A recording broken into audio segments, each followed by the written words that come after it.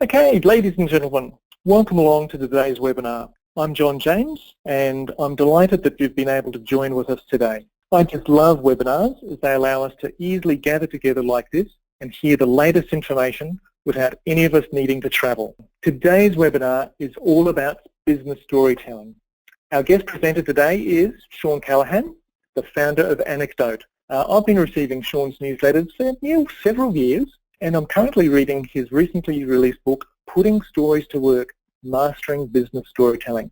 And I tell you, I haven't finished it yet, but I've been really enjoying working through it. And I was chatting with Shawn the other day, and he mentioned that the hardcover version is already sold out, and with little surprise, as it's been described as the most practical guide available to developing your skills as a business storyteller. So Shawn, thanks for joining us today. Hey, the weather here in Toowoomba today it's just gorgeous. It's a sunny blue sky and about 23 degrees. So you're down in Melbourne. What's the weather like there today? Hi John. Yeah, no, it's great to be here. It's a cloudy, kind of drizzly day today. Actually, a bit of a change from the lovely sunny weather we've been having the last few days. So Shawn, we can hear you clearly and we can see your screen. So over to you. It was actually really nice to see those pictures you were showing of your backyard and a terrific honey extraction method. Someone's come up with a great idea there.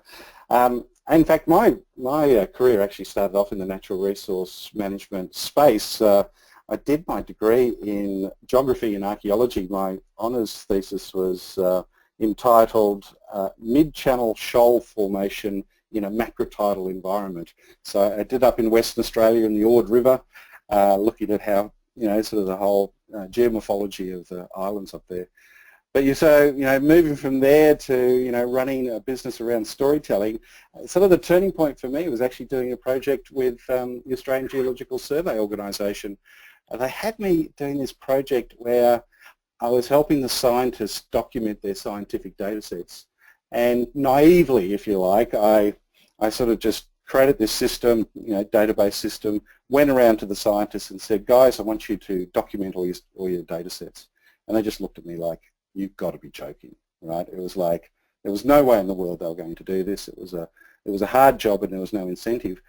Luckily, I had a very talented mentor, a guy called David Johnson. He's a geologist, and he said to me, Shawn, you got to remember that here in AGSO, it's about publish or perish, right? If you want to get to people to do something in this area, you've got to link it to that. So we went back to the drawing board, and we came up with this idea of a published data set, right? And so to publish the data set, you had to describe the data set, and you had to put it into this system. But most importantly, it was connected to the merit promotion scheme, but also the official citations, if you like, for that particular scientist. We did that. We invited them to publish their data sets, and it was this instant lineup. And at that point, I went, hang in there, this is really interesting, something's really changing. So I started getting interested in how, people's behaviour could be changed, and, and the stories that you tell to do that. And that was really the beginning, if you like, for me moving from sort of directly working in that natural resource management area to moving over to sort of organisational change issues.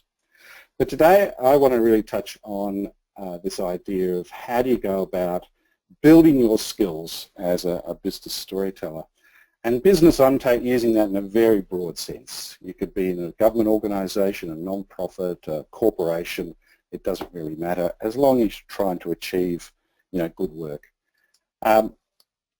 I guess one of the key things for me is that, you don't really get anything done until you have a process. And so the very basic process that I'm proposing for business storytelling is knowing how to go about and discovering good stories to tell, then knowing how to remember those stories so you can tell them off the top of your head without, PowerPoint slides or, any sort of references.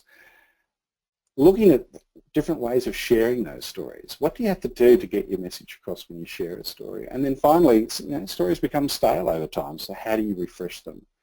But I guess sitting underneath all of that is this idea that, for me, it doesn't work until storytelling becomes a habit. So just like brushing your teeth is a habit, getting to that point where you share a story as a habitual way of communicating. And I find it's a building a habit requires you to understand there's some triggers involved in habit formation. The first trigger is that, something has to happen that triggers the action. So, with brushing your teeth, you walk into the bathroom and you go, yes, must brush my teeth.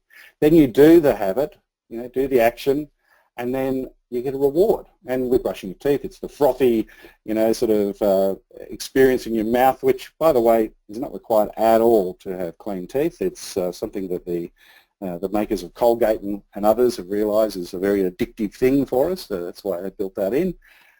So the same is sort of true with storytelling. You've got to have a trigger. You do the action of telling the story, and then your reward. And the best trigger I find is just having an opinion. So when you find yourself and catch yourself being very opinionated, that's when you should be thinking about, okay, what's the example? What's the story I can tell to illustrate my opinion? You share the story, and then the reward is the response you get from your audience. Right? You sort of see them leaning in, you see them, really understanding what you're talking about, but more importantly, somewhere down the track, you hear them retelling that story. That's sort of like the biggest accolade, if you like, for oral storytelling. And by the way, I'm really interested in oral storytelling. That's the thing that I focus on, not so much written stories. So how do you go about doing this? How do you discover these stories? Well, first thing is that you have to get a good sense of the type of stories you're after. So I like to think of storytelling along a spectrum. One end of that spectrum is big S storytelling, and that's, for me, Hollywood storytelling. It's what screenwriters do and authors and, all that fabulous stuff that you see on the big screen. But I find that that's not where we need to be when we want to do storytelling, business storytelling. We need to be down the other end of the spectrum. We want to look at real-life experiences, things that happened just the other day. That becomes the repertoire of stories that we can tell that actually make a point. And this means just walking around your organisation, hearing the things that are going on, and recounting that as a way of giving people an insight into something that you're trying to get out there into the world. To do this well, discovery is really based on this idea that you can spot stories. I don't know if you guys have noticed this, but just recently, the last few years, everyone seems to be talking about stories. What's the story of our organisation? What's our narrative? How do we get our messages stick with stories? They're talking about stories, but a lot of people are not telling stories. Right? So how do you go about knowing what's the difference between an opinion or a perspective and a story? Well, here's a little framework that we put together just so that you can say, yep, and spot a story from 1,000 paces. The first thing in the framework is that stories really always start with a time marker. So when you hear someone say, oh, just the other day, or oh, when I got started in my career, that's a type of time marker. It might be on Tuesday morning I was walking into the office. Again, a time marker. Or it might be just a vague time marker. Oh, a while back. When you hear that, you can sort of almost be guaranteed to hear a story that's coming, right? If it's not a time marker, it's a place marker. Someone will say, oh, we were all in the boardroom and Jim walked in. And that's the beginning of a story. Stories happen in a time and a place. So next thing that we're listening out for are events. This happened, then this happened, and because of that, this happened. There's a kind of cause and effect built up in these events. And when we hear events, we know we're sort of in a story. Third thing we're listening out for are people. People's names are a big giveaway. People interacting. Dialogue. Dialogue actually can't be delivered unless it's in a story. We do it all the time when we're chatting to people. We say things like, oh yeah, I bumped into Lucy the other day. You know what she said? And then we do the Lucy dialogue. Right? Now, let me give you an example of using these three things, and you tell me whether this is a story or not. So I got up early this morning, had my shower, got my breakfast, got a few things organised, and then jumped on the computer ready for this webinar. What do you reckon? Put your hands up. Let's try the hand system here. Put your hands up if you think that was a story. What are we getting, John? Are we getting any hands put up? Yeah, about a dozen people have put up their hands. Okay. Well, it comes close to a story that it has those three things, but it's missing one element, right? And that element is you need something that's unanticipated for it to be a story. Otherwise, it's just a recount. The great thing about stories is you should listen to a story and go, oh, really, that's interesting, or at least raise your eyebrows at some point. We're not talking about tear-jerking, emotional stories here. We're talking about, people having experiences and recounting that experience to make a business point. And of course, it doesn't really become a business story until we have that business point. So think about trying to spot these stories. Once you know this, by the way, it's a bit of a curse, I have to say, because all of a sudden you start to see stories everywhere. You'll be watching someone present and you'll be going, oh, there's a story, there's another story. Oh, gee, no story for a long time. That's a little bit boring. Oh, there's another story. I tell you what, that's probably a good place for us to break for some questions. What do you think, John? Is this a good timing for some questions? Yes, so folks, this is a great time for you to type some questions in that Q&A panel down the bottom. So I've just got a couple here already. So Shawn, and you may cover this later on, but do you have some suggestions for people who struggle to remember all the details in a story? Yes. Well, I mean, the main thing is that you don't have to know all the details in a story. If there are very important details you must have, like for example, people's names can be really important for a story to make a difference. Or it could be the actual numbers and dates. And to remember those, in some ways, it's really the rote aspect of remembering a story. But later on, I'll teach you a method for remembering stories. Okay, that's good. That's all for the moment. So how about we move on with your presentation? Thanks, Shawn. Terrific. There you go. There we were about a slide away from remembering stories. Now, the thing about remembering stories is, I mean, stories in themselves are extremely memorable, right? And part of the reason for that is that a good story will actually generate imagery, right? It's where when you're listening to the story, you can actually see it happening. I mean, I don't know, when I was telling that story about my experience at AGSO, could people sort of see the scientists, coming up to me and going, yeah, no, I'm not having anything to do with that. If you can create a story that has a little bit of imagery, that will actually help people remember stories. There's a great experiment done where they showed people 10,000 images. It took the group a week to look at the images. Then they went away for about 4 weeks, and then they would come back and they had to look at the original images, but they were right next to an image they'd never seen before, and they just had to choose which image they saw 4 weeks ago. Anyway, out of 1,000 images, or 10,000 images, they were actually able to pick over 80% accuracy, right? So we got this, how we say, oh yeah, I remember a face, but I can't remember a name. It's this ability that we have. We're really good at remembering images. So that's one of the ways in which we remember. The other thing that we remember stories is emotion. They say, you remember what you feel. And, you've had this experience yourself. You go to a presentation, weeks later someone asks you what it's about, and you can tell them how you felt about that person and how you felt about the presentation, and you might be able to pull out some key, sort of elements of it. But in many cases, information just washes over us, and it's the feelings that are left in some of the images. I just want to just share with you some information. It's a bit of a pop quiz, if you like. I'll just show you this next slide. I'll just read these out for you. So John walked on the roof, Bill picked up the eggs, Pete put on a helmet, Jim gave a speech, Frank built a boat, Harvey flipped the electric switch, and Ted wrote the play.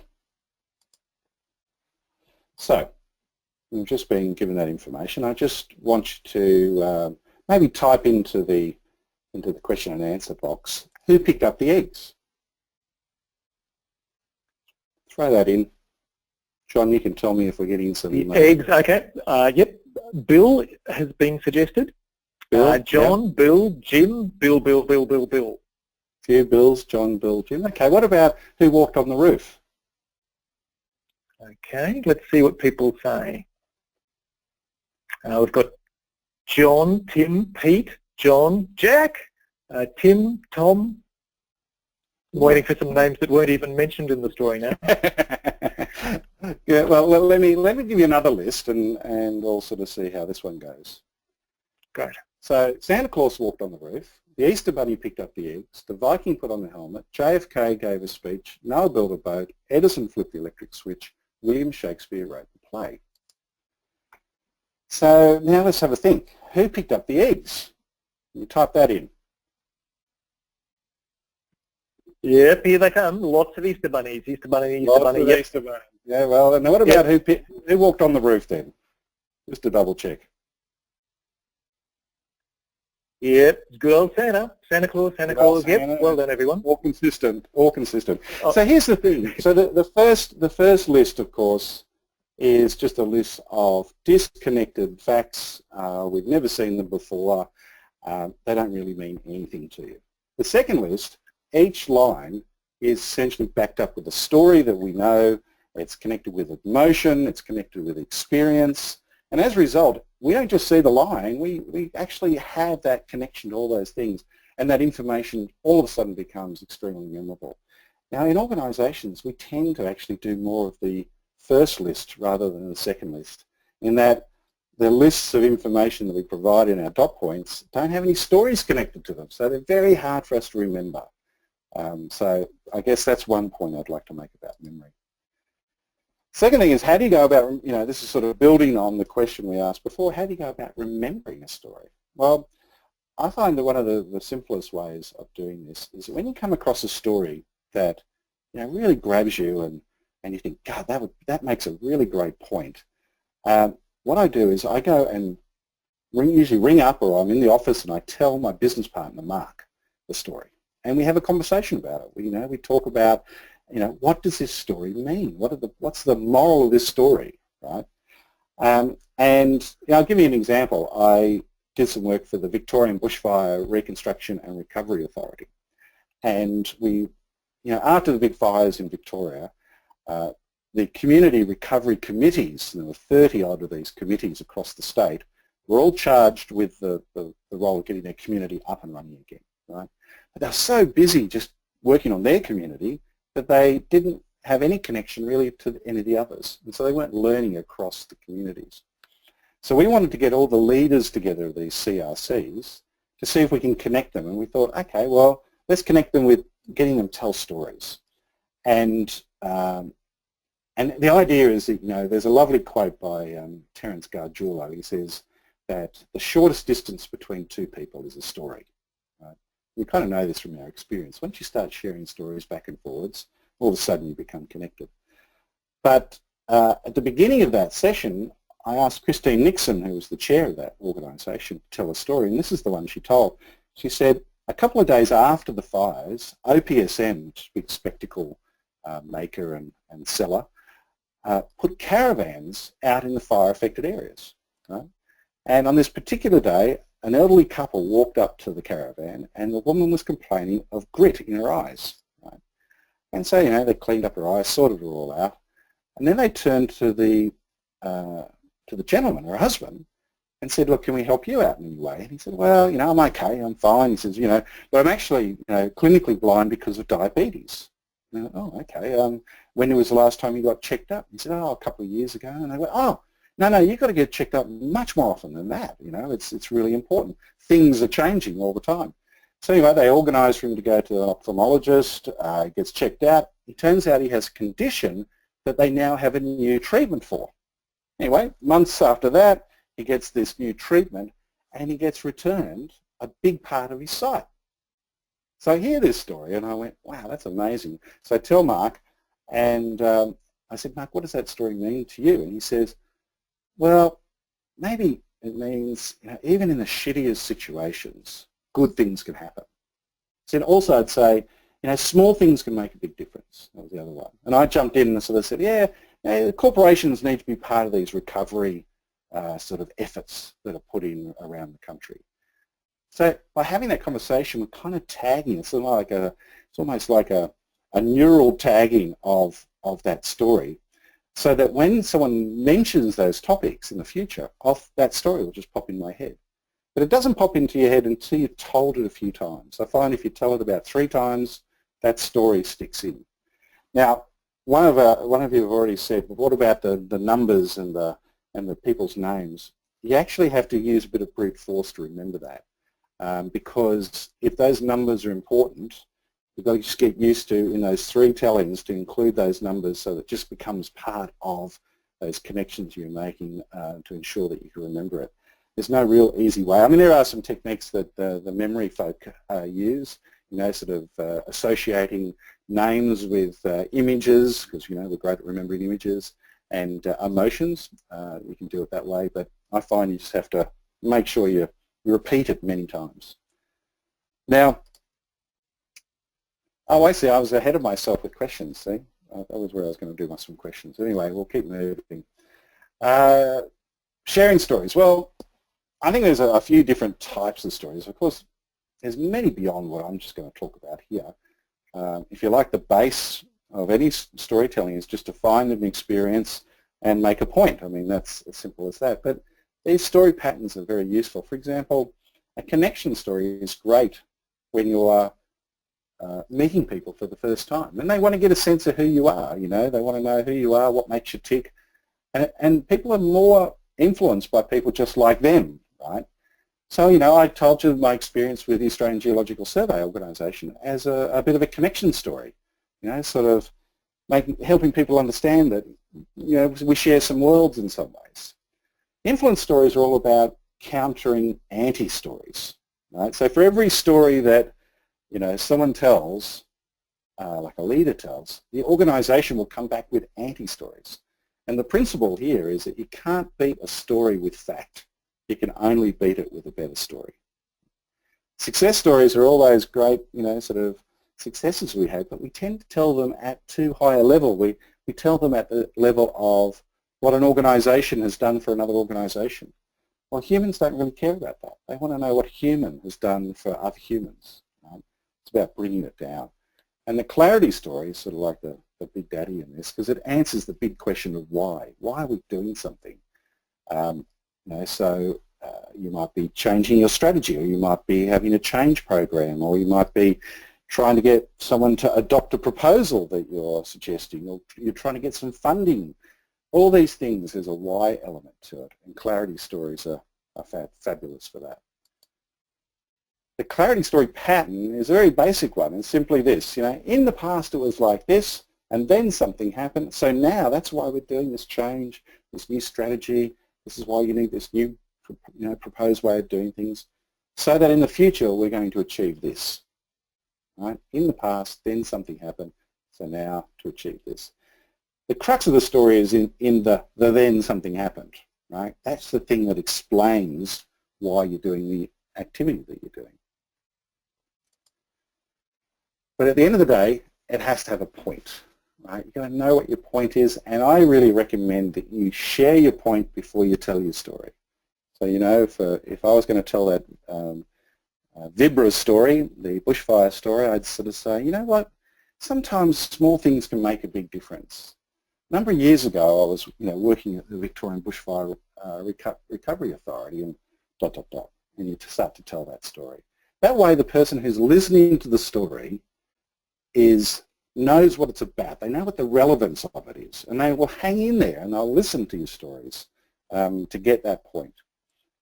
And then through the story, a whole bunch of other benefits happen, in the sense that they get an understanding of your experience, and they get an understanding of a very concrete way to solve a problem.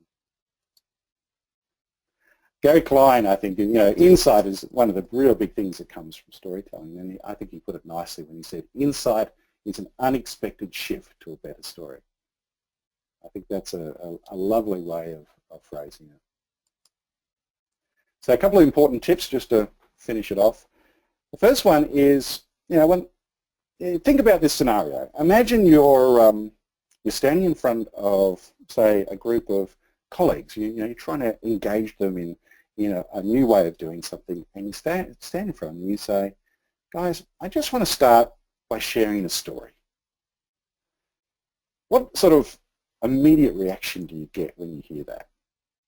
When I share that scenario with people in organisations, most people roll their eyes and they go, oh my God, do we have time for a story? Why don't you just give us the facts? It's even worse and more pronounced when I'm talking to bankers and insurance guys and engineers. But but let me rewind that, and we'll play a different scenario. So let's do this scenario where same situation. I'm standing in front of that group of people, and I say, last week something has changed in our business that I need to share with you. It's going to have a big impact on how we go forward. Right? What are people thinking now? They're going, well, what happened? What happened? We want to know what happened. And of course, you're still going to share a story, but you never use the S word, right? This is the thing that I think kills storytelling in organizations, is when people say, oh, I've got this story, or I've got this funny story. That's even worse, right? Never mention the S word. You want to just talk about your experience. You want to say things like, oh yeah, I actually had a really interesting experience that, will illustrate what I'm talking about. A couple of years ago, that's the time marker, ... in you go. Or you sort of say, yeah, I can think of an example that illustrates that. Again, you tell your story. You talk about experiences, examples, things that happened the other day, but you don't use the S word. The second tip that I'd leave you with is that you want to jump into moments. I've sort of been, I guess, reinforcing this idea that stories are not so much about words, they're about pictures. Right? So you want to get down to moments. That's where pictures come about. And finally, with the refresh, here are some of the signs, I think, that should give you that indication you should change your story. Of course, the first one is when you've just told it so many times before, right?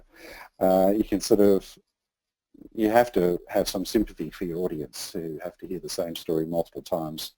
In organisations, people don't seem to like the story more than once. The other one is that sometimes you lose interest in the story, and it really will show in your storytelling. So that's a good chance to refresh it. Context change. The environment changes. Sometimes a story that you used to tell in the past just no longer makes the point, so you've got to move on. And I guess related to that, you find the story just doesn't have the impact it used to have. Sometimes it's about, the other things that are happening in the broader community that sort of changes the impact of your story. When you move into a new organisation, that's a great time to tell new stories. People don't like to hear so much the stories about your old organisation. They tire of that very quickly. So you've got to quickly get new stories from the new company you're working in. And lastly, I'd say, sort of when you change jobs, when you're doing different roles, you kind of forming a new identity, and to do that, you really have to have new stories. Well, as John was saying, I've sort of written all this up, all these ideas in my new book, so please check that out, and feel free to get in contact with me if you have any questions. But this is probably a good time for us to, there's my contact details. Any questions that people have, more than happy to see if I can answer them for you.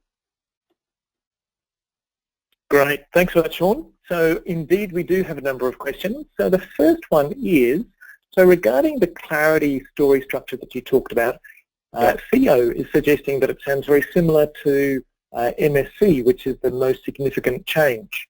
So the question is, when you do your story for leaders, do you start with a constructed vision, or are you collecting stories of change which bring out the clarity of the change desired?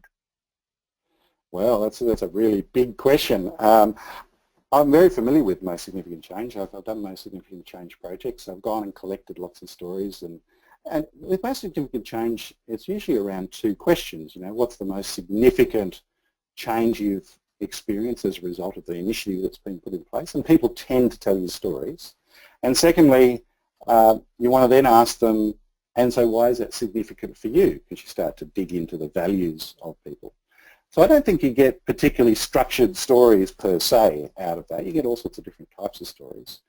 But it's very much a group process that you're going through.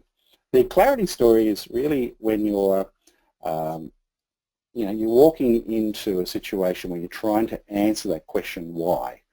And people are looking for, what's the cause and effect? What's happened that helps us understand why we're doing this next thing? So that's why you have, okay, yeah, here's a bit of context setting, set up in the past it was like this, but you know what, something happened.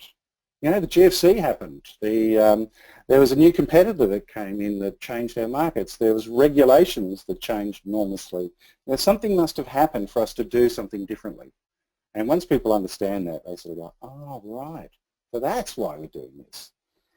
The group dynamic element of it is when you then get a group of people to develop that clarity story simultaneously. And then you get a whole bunch of people on the same page at the same time. It's a great thing to watch, actually. Okay, great. Thanks, Shawn. So one of our astute attendees today, Georgie, has commented that you said earlier that people often don't want to hear a story more than once, but didn't you also say that for people to remember a story, you need to hear it or tell it 3 times? That's right. You just don't tell it to the same audience, right? That's the trick. Well, it's not a trick so much, but yeah, you're right. People don't like to hear the same story over and over and over. So there's a couple of strategies you can take to learn a story so that you have it in the back pocket. Is you have to tell that story three times at least for it to stick, and you want to pick different audiences. Right? But if you're with just one group all the time, you're not going to get many opportunities to do that. In which case, you've got to take a strategy of, if you say you have this one idea that you really want to reinforce, it might be something to do with quality, right?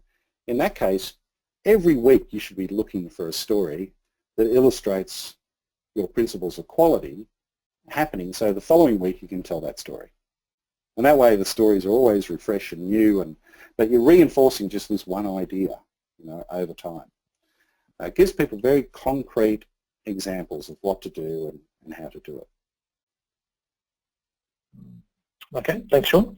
Now, Marguerite, who's joining us from Canada tonight, her time, is kind of making a comment that businesses are always asking why and how to get us to get engagement in their products and causes. So is this where you could use business storytelling? Yes, and it's sort of probably the main way in which people use, especially that clarity story. I had one general manager who had to pitch his, essentially his program of activities to his board to get funding for, the upcoming year. And instead of, getting the PowerPoint deck out and, and having all that sort of typical sort of presentation, he actually just told the story, a clarity story of what happened, what was changing, and what he was proposing to do. And he gave them a document which had all the data on it, included that data in his story. It was about a 10-minute telling of this version of this story. And, it was just nods, asked a few questions, and he got his funding. So it's that when people have a story in their head, that's when they go, oh, I get it, I know where you're going. Often in organisations, people have multiple different stories, and you've got competing stories, in which case that stops people from moving forward because they're all coming at it from different perspectives. So you're trying to not only tell the stories, but you're trying to elicit other people's stories and get them aligned behind a particular direction. If you're looking to make a change happen, for example. That's good. Shawn, is there a time where you shouldn't use stories? Yes, definitely. There's a number of places where stories will just cause you pain because, say for example, people ask you a very direct question. This is a bit of a ridiculous example, but just say they say, oh look, so how do you get down to the CBD from here? Well, you know what, 3 weeks ago I was, it's clearly not a place to tell a story, right? They just want the information. They're asking you for very specific facts, and you should be able to just give them the facts. It's only, stories work when you've got a bit more time and people are delving into the meaning and they're trying to get an understanding of where you're going. That's when you can tell a story. If you don't have that, you're best to back off, right? Mind you, you don't want to spend too much time, telling your story. I reckon stories should be told in 1 to 3 minutes. And what's really funny is that people think that storytelling takes longer than making your opinions. The number of times where people say, oh, we don't have time for stories, just give me the facts, and then the person spends 20 minutes describing the facts, so-called facts, when a couple of clear stories of, what not to do and what to do, would have actually probably done a better job. So yeah. Great. Okay. Okay, good. And talking of time, we're running out, so just a few more questions, but if you can keep your answers succinct. So Neil asks, do you see business storytelling as any different to using storytelling in as an educational tool in the vocational education and training sector, which is a competency-based training, as you'll probably be aware? Yeah. No, I don't see it as any. There's no difference. No difference? There's no difference, absolutely. It's just the type of stories you tell that are different, that's all. But all the techniques and the approaches are exactly the same. Great. Yeah. So, yeah. Okay. And it seems that your clients are very happy with oral stories. Is there a tension, though, with the number crunchers in the room wanting harder evidence versus the lovely stories? See, people assume that stories equals lovely stories, right? But, if you listen to an analytical person describe what's going on, they tell analytical stories, right? I'm working with an insurance company at the moment, and their actuaries, say things like, well, we had a couple of days ago, we had 2 points going up on the, the XYZ scale of the, and then of course there was a drop. It went down 15 points. Well, we had to redistribute our funds to the 4 different markets. They just tell those types of stories, right? So everyone in every walk of life tells stories, but they're just not aware of it, right? They just think they're being really analytical, which they are, but they're doing it in a narrative way. Okay, and just finally, Marguerite makes a comment that she was recently at a conference where they were talking about telling your value proposition through storytelling, which is very much what I'm hearing you talking about there, Shawn. And she's after more tips, so I'm guessing maybe your book or one of your workshops. Yeah, well, that's certainly definitely. Hopefully, you'll get lots of good information there. But value propositions. If you're thinking about elevator pitches, I hate that phrase, but people talk about elevator pitches. I reckon the way to do that is to tell like a tiny story, like you bump into someone. What do you do, Shawn? I can sort of say, well, imagine one of your leaders standing in front of their employees and everyone is hanging on every word that she's saying. They're leaning into that, right? That's what storytelling does. And imagine if you could amplify that to everywhere across your business. So you're using this tiny moment to help people understand what you're about, your value proposition, by sort of giving them this idea that, yeah, look at that, but imagine that timed by, 1,000 or 10,000. So that's one way of thinking about it. Brilliant. Okay, we'll hold things there. Shawn, thank you so much for your lovely presentation. I've really enjoyed the way that you've explained it, and of course we'd expect that from you, being a professional storyteller as such in a business context. So thanks for sharing your expertise with us today. Pleasure, John. Now, today's webinar has been brought to us all today by the High Impact Training, which is the new company that I've recently established in my spare time. So please make sure that you sign up to hear about new webinars and workshops that are coming your way soon. And I'll send you a link to the recording of today's webinar and any other resources in the next day or so. And of course, I'm keen to hear what you thought of today's webinar. So I'll send everyone a link in due course to an online survey, and our monkeys will be waiting to read your responses. Now, in actual fact, I read each and every response, and I often reply by email to people who ask questions or make pertinent comments. So folks, thanks for coming along and interacting with us today. It's been great to have you with us for this inaugural HIT webinar. All your names will go down in history. It's been just so nice to have people from all parts of Australia. So I've noticed people from Brisbane, Sydney, Cairns, Darwin, Perth, and even Wondai. Thanks for coming along, Sue. And folks from overseas like in New Zealand and in Canada. So thanks everyone for being here today. It's been lovely to engage with you, and I wish you all the very best until we meet again. Hooroo for now.